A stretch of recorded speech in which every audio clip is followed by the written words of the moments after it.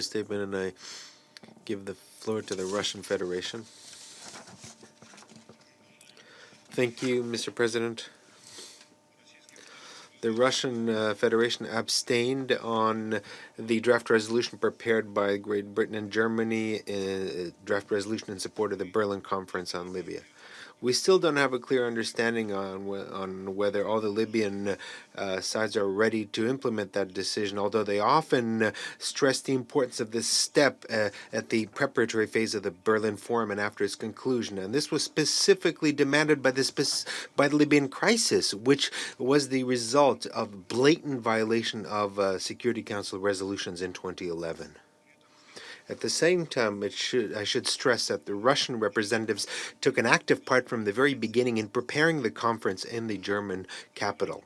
In addition to the work on the final communiqué, we tried to support our German colleagues by practical steps and create favorable conditions for the success of the conference. And for this purpose, together with Turkey, we organized a meeting of the Libyan sides in Moscow on the 13th of January.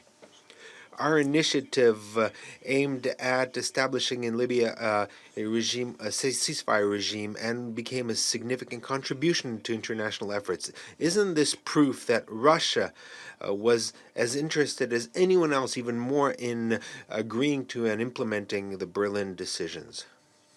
However, the way the work afterwards unfolded within the UN leads us to think that many were just in a rush to adopt a Security Council resolution independently of how it would be implemented. Well, if resolution is an end in itself, well, then it seems that we have attained that goal.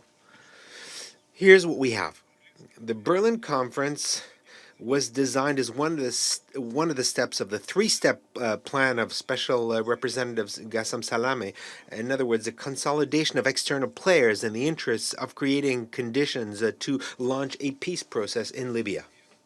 All of us, including us, agree with that goal. And in Berlin, all participants signed up to the documents. And if the issue was to welcome this outcome by the Security Council, we could have done this the day following the end of the summit. Instead of that, we were told that we need to adopt a resolution which would look toward the future and have muscle. The idea itself is not bad. However, it has one defect which we're tired of repeating, and that is a lack of clearly expressed consent from the Libyan sides themselves. This is a fundamental principle of the Libyan peace process, which is enshrined in the resolutions of the Security Council. Let me repeat, only Libyans themselves should determine the future of their country, and precisely this principle should apply to recommendations aimed at the Libyan sides and which are contained in the final Berlin document. I will stress this applies to aspects that have to be implemented by the Libyan sides, not by the external players. This is a principle that we mentioned to the organizers of the meeting in Germany and to the UN officials. Was this kind of consent received? No. Were there attempts to obtain this consent? No.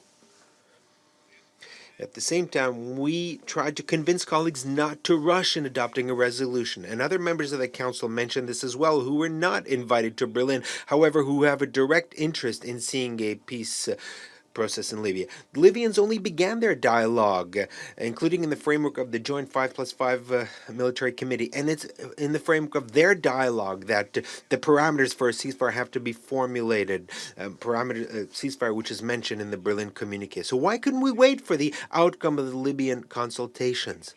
Then we could have said, yes, the Libyans themselves have agreed to that. The Security Council can now enshrine their decision.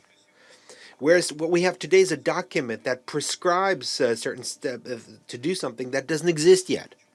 And it provides for the possibility of introducing sanctions for not implementing something that doesn't exist yet.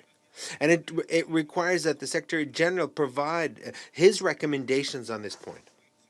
We seriously doubt that this kind of ultimatum will spur Libyans to reach agreement quicker. We sincerely would like the Security Council resolutions on Libya to be implemented, and we would like this document to be viable. However, we don't think that based on this text that will be possible. Therefore, we could not vote in favor of it.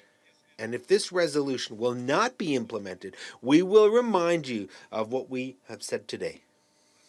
We have also a number of other criticisms about the text of the resolution. I'm not going to get into the details because all of our concerns were expressed in the course of consultations. Unfortunately, they were rejected by the co-authors. I want to just mention one other thing. Yesterday, we adopted another so-called sanctions resolution on Libya, and we notice the liberal approach of some colleagues in reflecting in the text certain realities on the ground. In one case, when information about an occurrence had was a one-time affair, they included it in the document. In another case, when information was abundant and from various sources, it was disregarded. So let me sum up. Both yesterday and today, we had two resolutions on Libya on which there is no consensus in the Security Council. And some of our colleagues here have led us to this result. And unfortunately, we can't express anything but deep disappointment about this. Thank you. I want to thank the representative of the Russian